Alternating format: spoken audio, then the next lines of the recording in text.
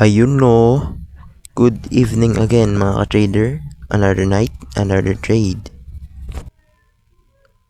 Okay, still waiting. Buy tayo dyan. $10 ang laki pala na ito.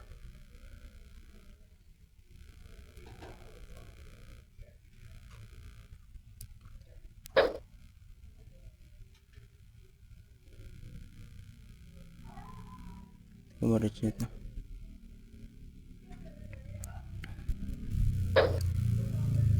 Yung TP, ano natin, ito yung liquidity.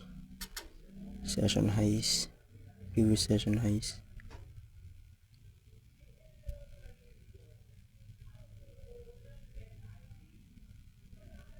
Pero pwede natin bawasan ng 10 lang for a 2 hour.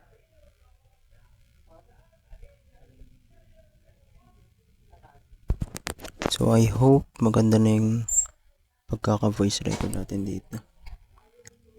Pwede na tayo magbawas ng risk. Okay, okay. Okay.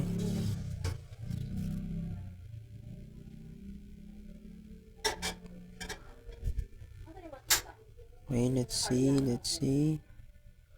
Lapit na siya. Okay, done. That's it for today. Bye-bye. Yun.